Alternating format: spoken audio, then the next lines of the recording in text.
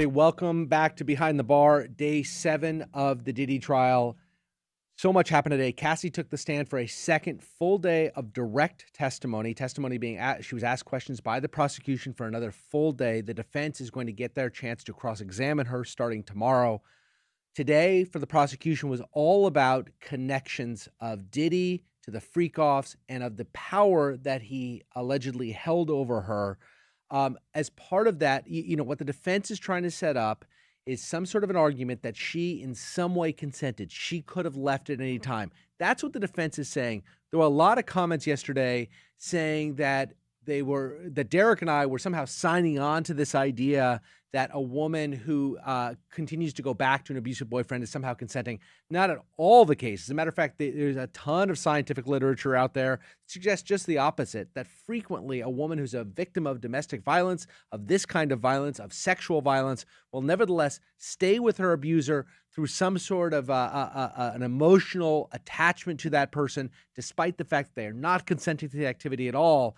We're simply doing what we're doing here is laying out what the prosecution is going to say and laying out what the defense is going to say. Because the defense, again, Derek, just needs that one witness, that one juror who thinks like a troglodyte and says, well, she could have left at any time. And the fact she didn't leave, didn't go to the police, makes her a willing participant in all this and therefore not guilty. That's right. And we're trying to be balanced in our approach. We're telling you what the prosecutors need to establish to prove the elements of the offenses that they've charged Diddy with. But we're also going to tell you how the defense plans to poke holes in that theory. And in doing so, there's no endorsement one way or another. The prosecution has the burden. That's just the way criminal trials work. And Diddy's team only needs to convince one juror to say, well, you didn't prove that element, and he gets a mistrial and he's off the hook. If he convinces all of them, he's acquitted. So we're trying to lay out how this will play out without any sort of thumb on the scale in one direction or another. As balanced as we're trying to be, the testimony today by Cassie was some of the most damning trial testimony I have ever heard in all the trials that we've been following in our careers. She just simply put at his feet a level of control, abuse, rape, physical, emotional violence that paints him out to be a true monster. And we haven't even talked about the videotape. That's right. And that was a real centerpiece of her testimony. She discussed an incident on a plane flight. Yes. During this flight, she says she was sitting next to Diddy at some point, and he took out an iPad and showed her on his iPad videos of past freak-offs. And in her mind... And these videos, sorry, just to interrupt, these videos all featured her having sex with other men and doing all sorts of sort of degrading acts. Yeah. Yes. And she, at this point, had already said that she was trying to communicate that she didn't want to do freak-offs anymore. She had said that she had said to Diddy at some point, delete the videos. And him showing her that videos existed on his iPad, she interpreted it as a threat to release those videos, to subsequently send those out into the world, humiliate her, destroy her career, embarrass her to her family, and so forth. She says after that plane flight they got off, they went to dinner in New York. And during that dinner, Diddy said, I would like to do a freak off. Cassie, and the language she used was she felt trapped at this point. And the way prosecutors are trying to set this up is that he trapped her by the implicit threat that if she didn't continue in this lifestyle with him, which included freak-offs, he would embarrass her by releasing these tapes. That's what the prosecutors are trying to establish. Defense is going to say, well, she never specifically tied it up and said that, but for the, that unless you do more freak-offs, I'm going to release the tapes. I don't think that was quite the testimony. That's but right. Nevertheless, you're creating this entire atmosphere that he was so physically abusive with her, and showed her these tapes. Such a psychological hold on her at this point. And with these tapes, she would say, "I want you to delete that." He would say, "Yeah, I've deleted them all, clean. I don't have my iCloud on. That's clean as well." And then 2 weeks later, she would do something that would upset him, and he'd say, "Do it again." And here's the video, and she wouldn't have deleted it. He lied to her, saying, according to Cassie, lied to her, saying he deleted him when he in fact hadn't. Yeah, and to your point, part of Diddy's strategy here is going to be that, yes, there was violence in our relationship. He can't get around that 2016 video in the Intercontinental Hotel. So part of his strategy seems to be, yes, we had fights. I do have a temper. It gets the best of me. But these fights weren't about keeping her in the sexual hold of these freak-offs. What they were about was, in the Intercontinental, we had an argument about a cell phone, and that was just a dispute that was unrelated to us continuing in these freak-offs. I never held her against her will for these freak-offs. When I said, here are these videos, I was upset about her taking drugs from me, and this was a fight that dating somebody else. dating someone else. I was a very jealous person, but none of it had to do with forcing her into continuing to participate in freak-offs. So there seemed to be sort of trying to puncture holes in each of these episodes as unrelated to him sex trafficking her.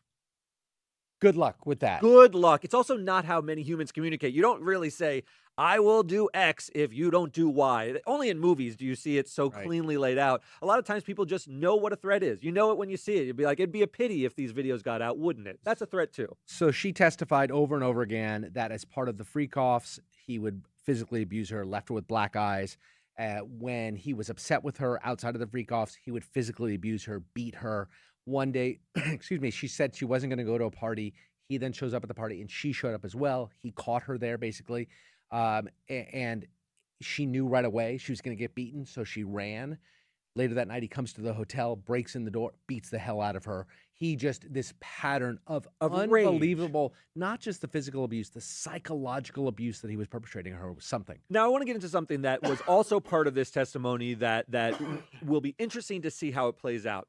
This is the end of their relationship, Jason. What did she testify as to the last time they had, 2 years after the hotel incident in 2018? Yep. What happened there? So 2 years after the relationship, she has started to date another man. They've gone their separate ways. She and Diddy, now married to. Eventually this man becomes her husband. They go out to dinner. Diddy and Cassie go out to dinner, just the two of them at a public Malibu restaurant. She says it was a closing conversation. That's the way she described it. That's what she thought it was going to be. He drives her back to her house to drop her off. He then gets out of his car, follows into her house, and she says rapes her on the floor of her house.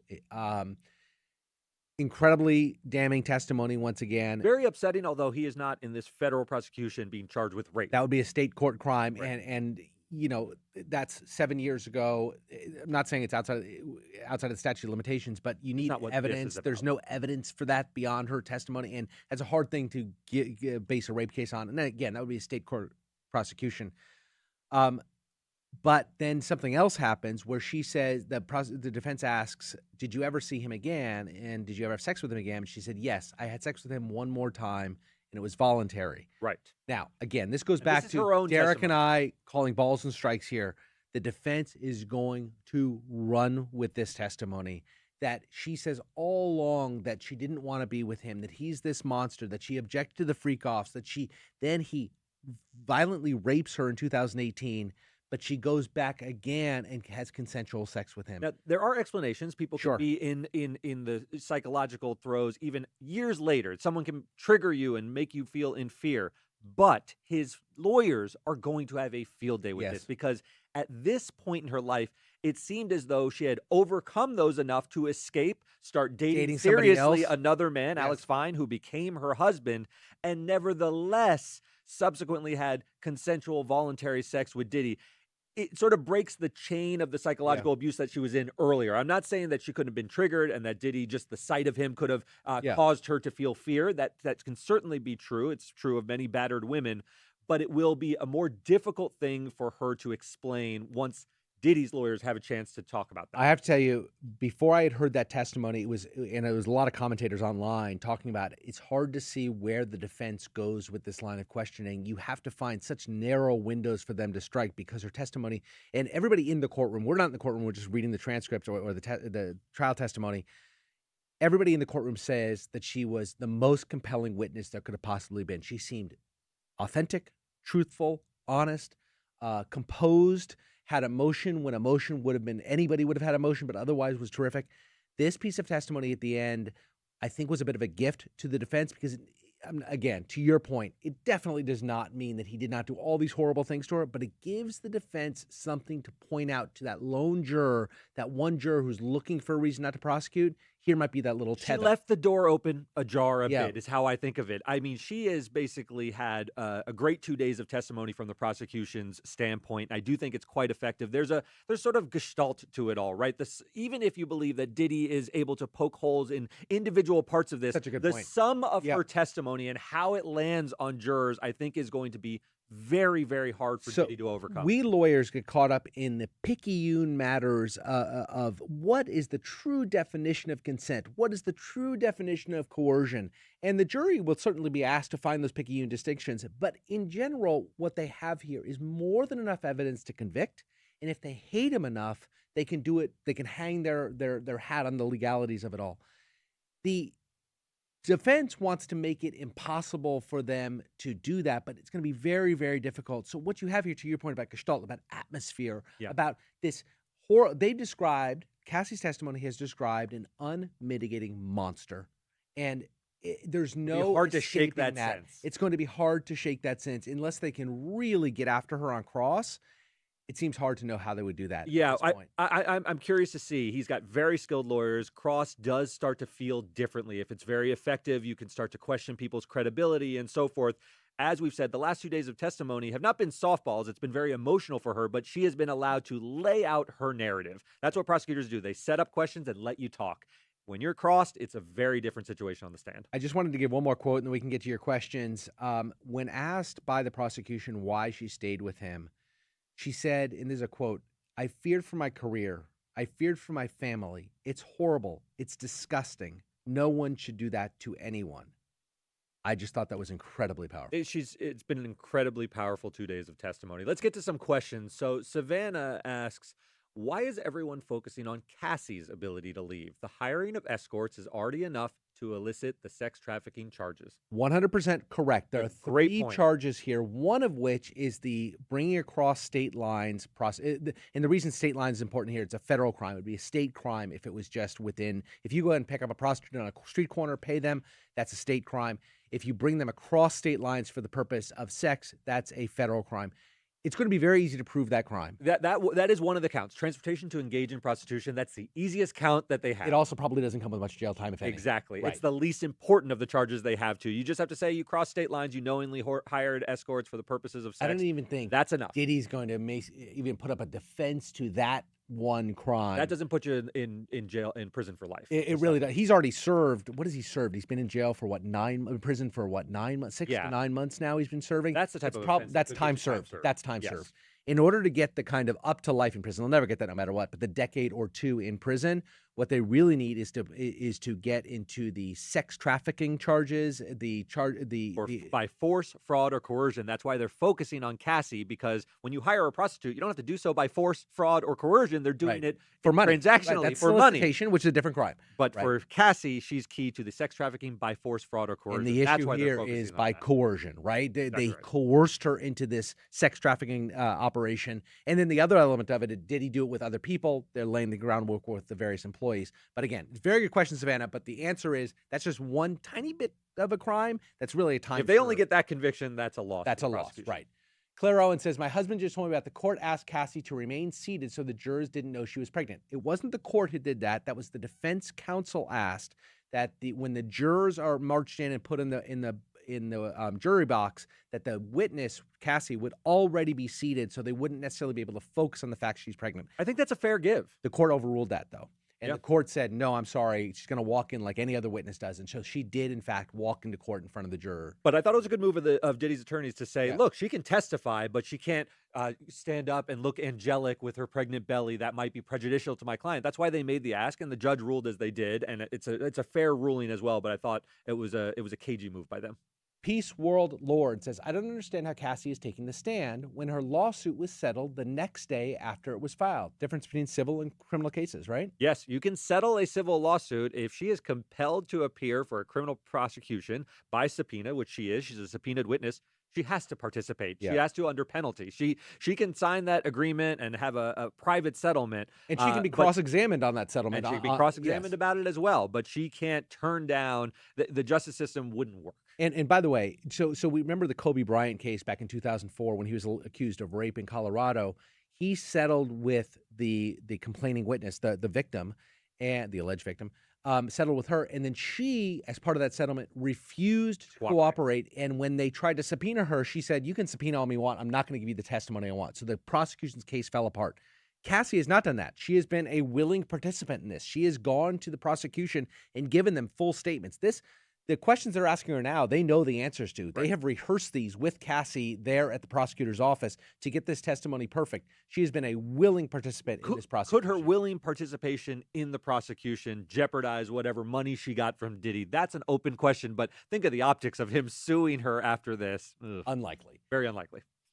Emily Burton, will the prosecution bring in Diddy's former employees who Cassie is implicating? What kind of risk might they be taking in doing so? So the prosecution could call them. They, of course, have a right, a Fifth Amendment right, not to testify in to the extent it would incriminate themselves. To the extent that it would criminal incriminate enterprise. themselves, right? They are also not, at this point, indicted, so they have a lot of risk. They could, in fact, be indicted unless they reach a deal with prosecutors to testify against Diddy. Oh, I imagine some of them will. Yes. I imagine some of them will. They have a racketeering conspiracy charge against him, and part of proving a criminal enterprise is that Diddy was the center of this enterprise and had employees doing his bidding, making the criminal enterprise. A lot of those people don't want to be prosecuted, so they're going to cooperate. Last point, there's on this issue, there's a woman named Mia who's a former employee of Diddy's who is on the witness list. She is labeled as a victim of Diddy. She is going to testify. Former employee, also victimized, also allegedly. This is apparently what she's going to testify, according to prosecutors. Testify that she witnessed Diddy being physically violent towards Cassie. She may have witnessed the freak-offs. She felt for Cassie. She tried to reach out to Cassie and help her. So this is somebody who Diddy tried to coerce into sort of this RICO conspiracy case, this enterprise, this criminal enterprise. So Mia, we're probably going to see her, I don't think tomorrow, because I think Diddy's counsel's cross of Cassie is going to take it the full day. But I'm guessing by Friday, that's going to be the prosecution's next witness is going to be this woman. And again, a lot of these employees may be under NDAs. Presumably, when you work for Diddy, you're under an NDA. That's out the window. There's crime fraud exceptions. They are allowed to sort of work with the prosecution towards convicting Diddy. All right, guys, more to come tomorrow. We'll be back tomorrow. Also, Behind the Bar is available on all podcast platforms.